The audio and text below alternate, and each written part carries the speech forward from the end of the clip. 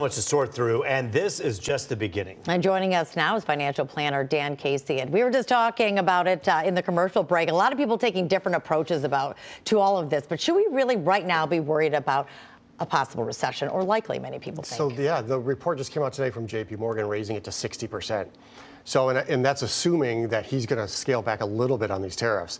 If he doesn't scale back at all, then I'm calling it right now. It's 100% recession. You can't. The one thing I remember when I got my economics degree is if you put 10 to 20% tariffs, corporations can eat some of that by less profits. We can eat some of that. It's a shared process.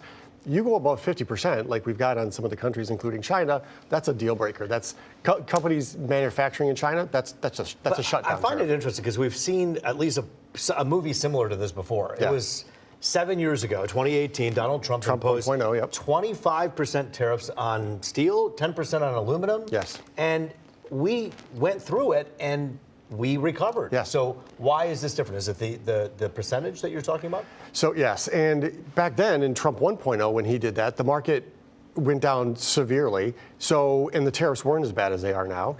And the market didn't go down as much as it should have proportionally. So I guess if we were looking for a silver lining, that would be it. Right. It didn't go down as much. Well, we need to talk about, if I'm watching at home, what do I do? Do I start saving? Do I pay off my debt? What's my next plan of action when it comes to maximizing my funds? Yeah, all that's good stuff. Saving, paying off debt.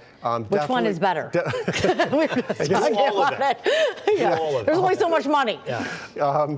So really, just don't panic sell. This is not the time to sell out right now. It's you just got to hold on, and this is what the stock market does. It corrects. It's now over 10%, but a week ago it was a 10% correction. We've seen 5 of those in the last 5 or 6 years. So this is completely normal. Now, of course, it could get a lot worse.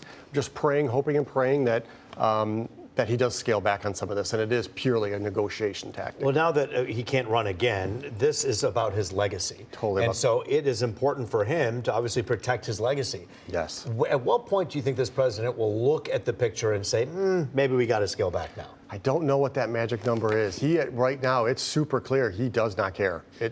Right now, it is getting this country back on track, according to him.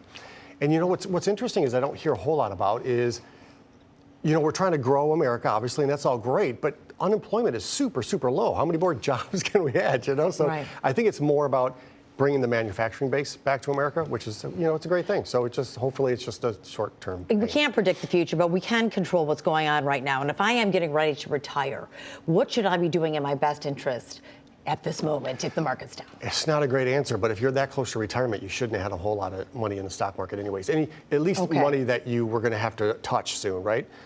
It's either needs to be in safe stuff for income annuities, for your pensions, things like that. It needs to be, that stuff needs to be done prior at least to, so 5 it's years safe. before retire. Yeah. Good to know. Talk for a moment about consumer confidence, which is obviously an indicator, but it's also really important that people feel confident. Yeah. In this environment right now, is it up to us to boost that confidence? Who do we wait for to say, all right, we're going to be on the right track, we're going to be okay?